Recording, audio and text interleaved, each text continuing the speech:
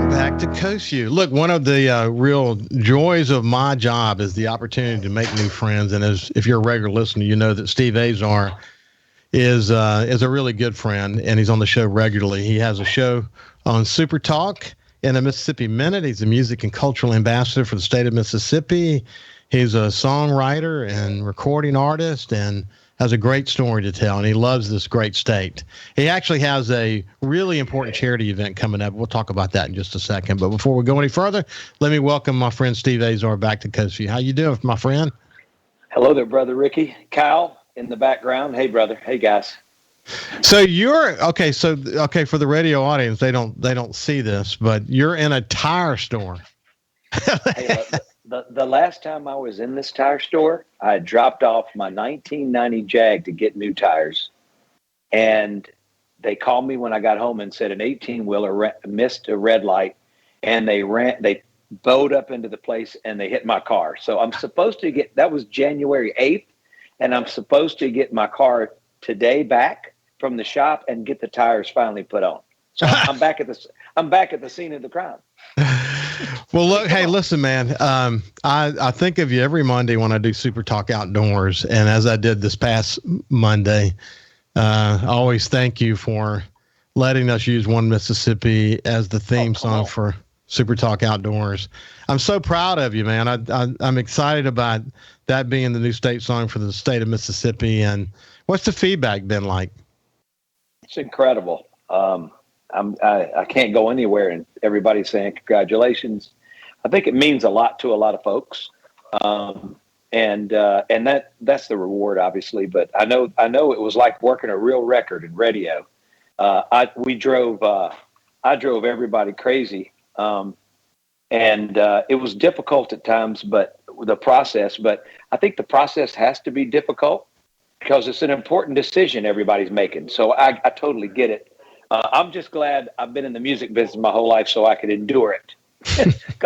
But you know what I mean? You got to be able to know what is it when you know when to go home early, or you know how long you need to fight. And anyway, when you believe in something, especially in music, when it comes to songs, and I've been around long enough to know what's a pretender and what's real, and when the people speak over a number of years, I had to fight for them too. So it was, I'm flattered and humbled, to say the least. Yeah. Okay. You learned a lot about the political process and the legislative process, but you know now why people say if you like laws and you like sausage, don't watch them get made. But see, I love making sausage. So you guys, you kept telling me that, and I kept going like, but I love making sausage.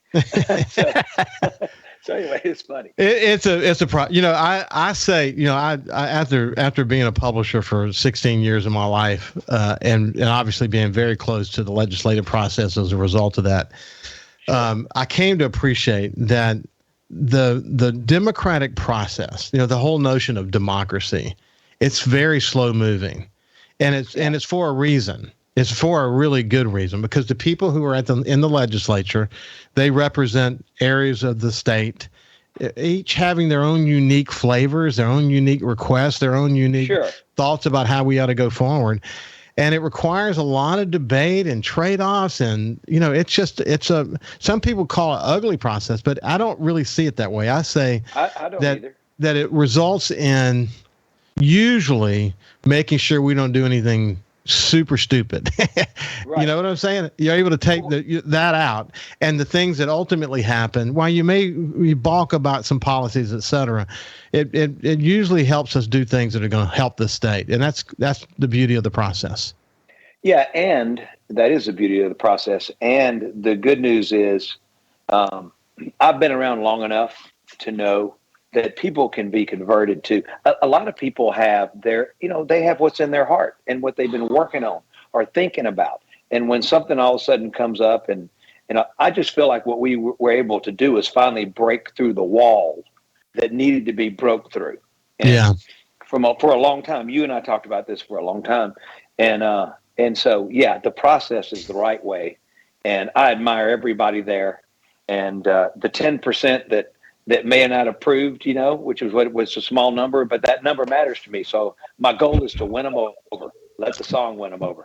Well, I think you will. I think you will win them over in time. And it was great to see Democrats and Republicans together, taking the time to go watch the YouTube video of One Mississippi, Sure. and really study the words and understand the heart and soul that's in that song and how it represents every corner of the state.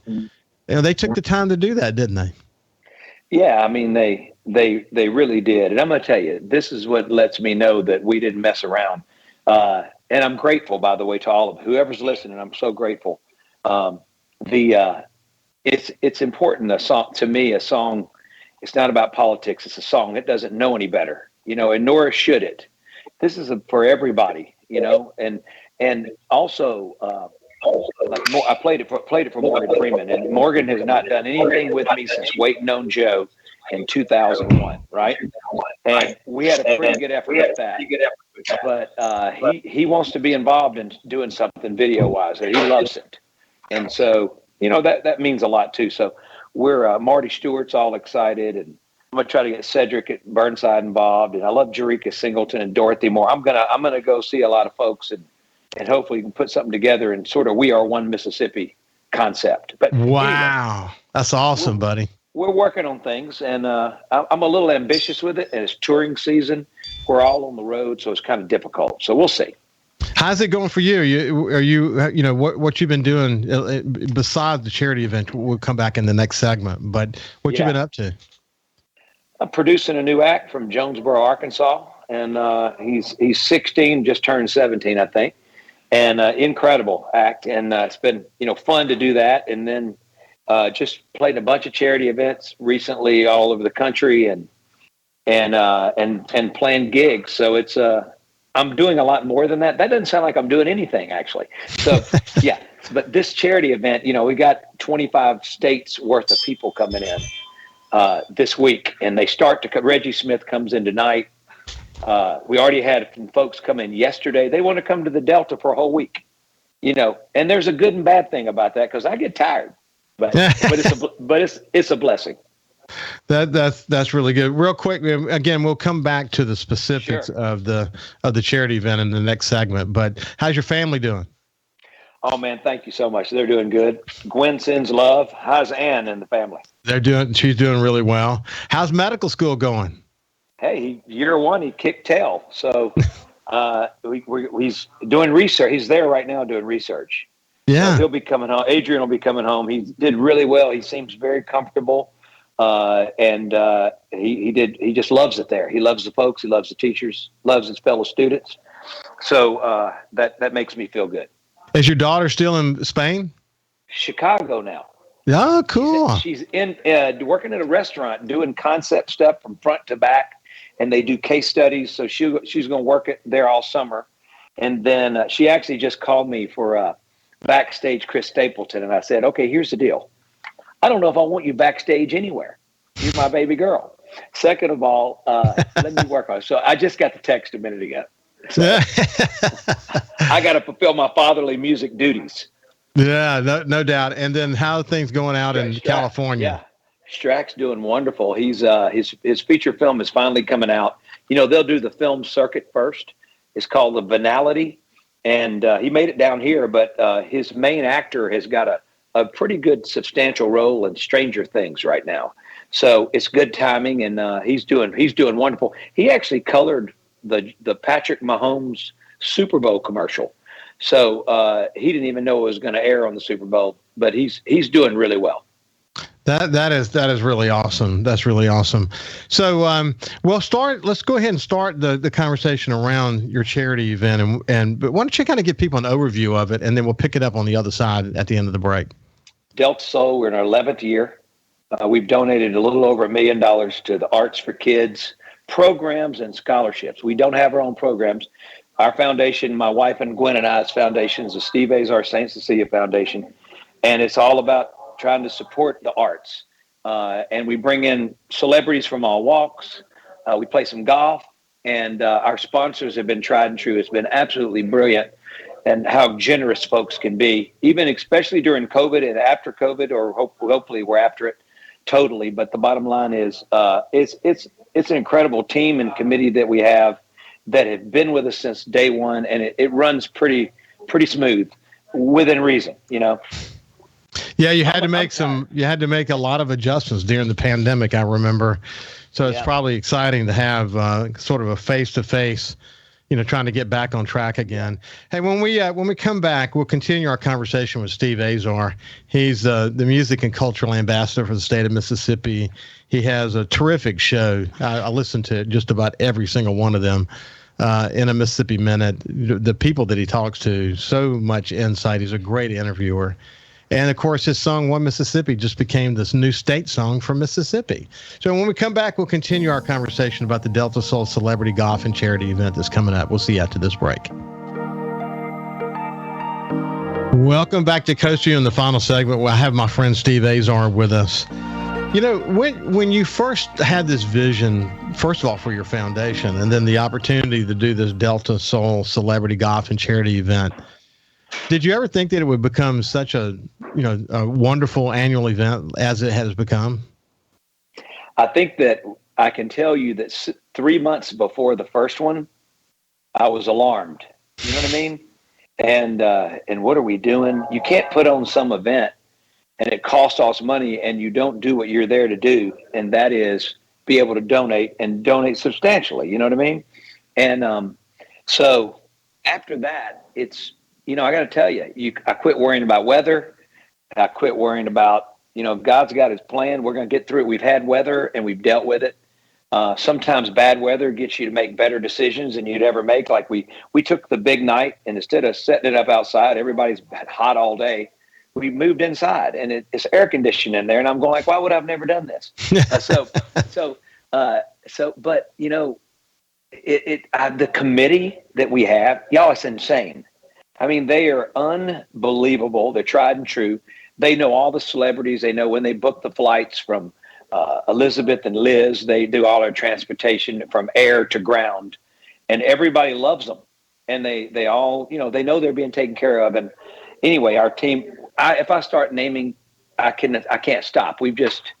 My wife has got Beth Mansour and Esther Verdon, and the three of them team up during the year, and then they have a multitude of folks that help them. So, a lot of mine's in my mind, and Gwen's a spreadsheet girl. So, we're built so different, and so far I can remember everything rather than write it down. And she looks at me like I have to see it, So, anyway, I can't see spreadsheets. Freak me out. You're describing anime. You're describing anime. Yeah. I just kind of stored it in my brain, and she writes it all out. But, Steve, tell people about one of the cool things about what you do is you spend a lot of time at charity events all over the United States, like we talked about a few minutes ago, and you're able to kind of reciprocate them back to your event. Tell us, for example, some of the people that you expect to be here. Des Dickerson from Prince and the Revolution, original bandmate. He's brilliant. We've got Corey Miller, played with Lawrence Taylor forever of the Giants. Reggie Smith's never missed. He'll be here in about 45 minutes, actually. My buddy Gary Valentine. Gary Valentine and I are actually going to host in a Mississippi Minute together live on Friday. And God help us, because there's going to be no sleep involved. So get ready. Second of all. And then there's a major punch drunk. And then, but Kim Alexis, supermodel. Richard Karn from Home Improvement never misses, him and his wife Tootie. I love having Marshall Henderson and John Bond. I like it. And you know what else we got this year? We're going to sort of celebrate Dylan Johnson, who's running back at State. Who he grew up with our kids and played at St. Joe, and we're so proud of him. Eric Simmons Jr. is playing for Dion, Mayor's son, and Sherman Timms is the defensive end for Mississippi State. They're all coming, along with Bryce Johnson, who played for Ole Miss for a number of years and now is headed to Houston to finish out. But we want to celebrate those guys as well. And I love seeing the ones that have dreams, and they're young and they're in shape, and they're just naive to pull it off. You know what I mean? Right. Which you have to be. And I love it. And they got to stay healthy. And a lot has to happen, but we're going to celebrate them as well. And it's a lot of food. Guys, I'm telling you, food shows up at midnight. At midnight. Swear. After we had dinner. I mean, it's insane. So you have a great jam session, don't you? We've had 30 Grammys on stage at one time. And then you never know. Jim McMahon may hop up, or Reggie Smith plays drums. He's really good.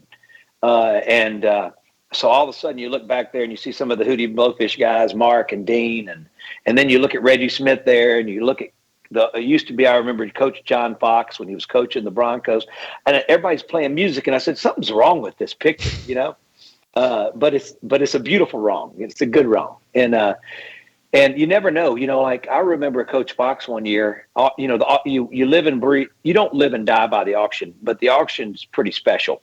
Last year, Michael Eruzione, I'm going to jump to him. He had a signed litho of all of the players from the 1980 Miracle team. I think it went for like $12,000 or $13,000. And he was looking at me, he goes, did this thing just go for, I said, it's Miracle on Ice.